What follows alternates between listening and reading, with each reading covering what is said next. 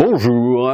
Faut-il déplorer que nos personnalités politiques ne s'achètent, à l'instar du désormais 45e président des États-Unis, de véritables experts du tweet capables de créer régulièrement le buzz? Surtout lorsque les observateurs avertis et connectés livrent à l'issue du premier tour de la primaire de la belle Alliance populaire des commentaires peu flatteurs. Le surprenant Benoît Hamon, victorieux de l'épreuve, qui appartient au clan des frondeurs, se voit ainsi qualifié d'emblée d'utopiste. Quant à Manuel Valls, en deuxième position, il semble pour le coup ne pas avoir pu sortir son fameux 49.3. Résultat, le duel qui s'annonce entre les deux hommes ne semble plus faire de doute. Quoi qu'il en soit, alors que d'importantes manifestations de femmes avaient lieu dimanche, notamment aux États-Unis, en réaction à l'élection de Donald Trump, force est de constater que notre pays des droits de l'homme n'aura laissé lors des primaires de la droite et du centre, comme de la gauche,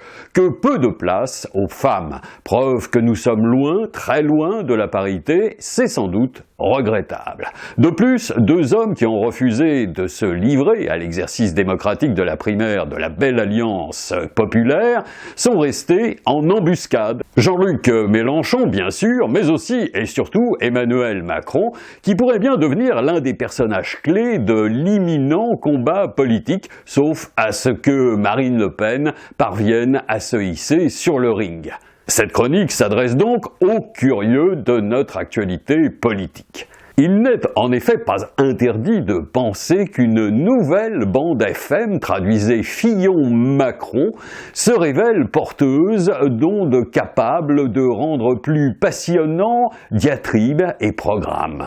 De quoi garantir un joli score d'audience auprès des Français, y compris les plus désabusés. Cette bande FM, dite sans parasite, donnerait en effet aux Français la possibilité de bénéficier d'un repérage facile de projets de société relativement différents. Soyez rassurés, nous ne reviendrons pas au temps de l'ORTF, même si votre choix se trouve néanmoins limité en dépit d'une liberté d'expression audible sur d'autres fréquences.